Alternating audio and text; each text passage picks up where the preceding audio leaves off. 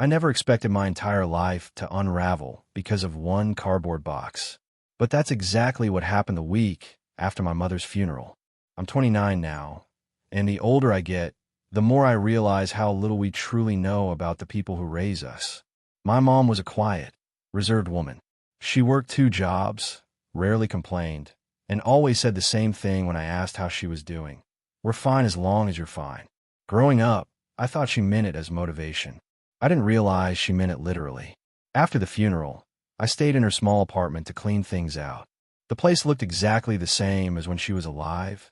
Neat, organized, almost sterile. While going through her closet, I found a large weather box pushed to the very back. On the lid, in her careful handwriting, were 2 words: for him. Inside were papers, photographs, an old phone, and a sealed brown envelope. On top, a small note in her handwriting read, "Don't hate me.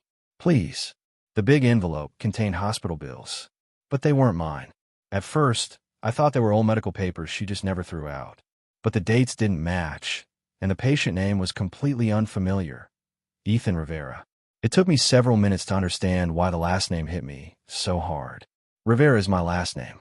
I had never heard of an Ethan in my family, not once. The bills were for long-term pediatric treatment, surgeries, transfusions, therapy sessions, and at the bottom of one document was a final line that made my stomach drop: deceased. My hands went cold. I didn't even know I had a brother. Under the paperwork were dozens of photographs. A small boy around 5 years old, big eyes, curly hair, a smile that looked strangely familiar. He looked like me, not just a little. He looked exactly like me at that age. I thought maybe the photos were edited, until I found one of my mom holding him.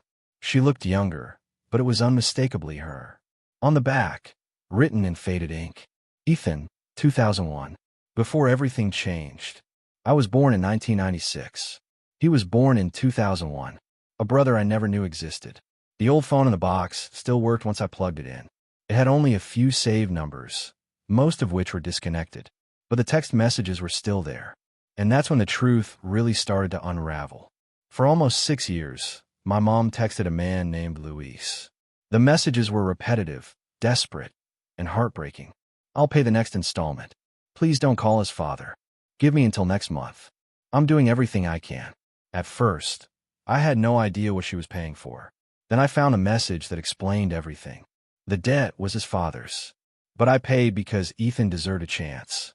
I called my aunt in a panic, and after a long silence, she finally told me the truth.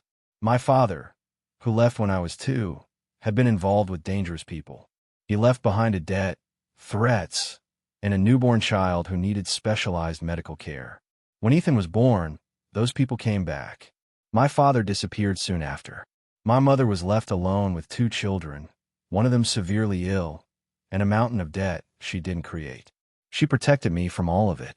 She even protected the memory of the brother I never met. My aunt said, "Your mother didn't want you growing up knowing how close everything came to falling apart." I asked my aunt why no one ever told me about Ethan.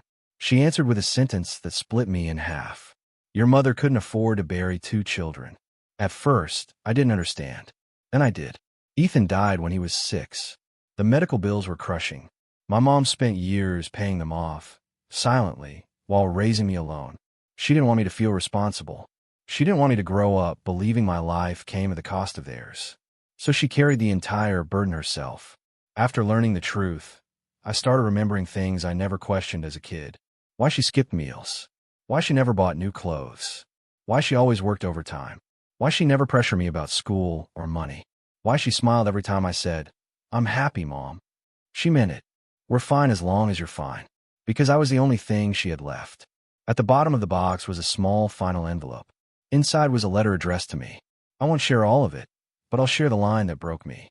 If I could live my life again, I would choose the same pain, the same losses, the same struggles, if it meant you grew up safe.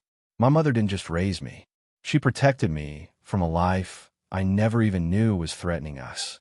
And she did it alone. Since her death, I've been trying to understand who she really was. Not just Mom, but the woman behind the silence, the sacrifice, and the strength. The woman who buried a child, paid off someone else's debts, and kept going so I wouldn't feel the weight of her grief.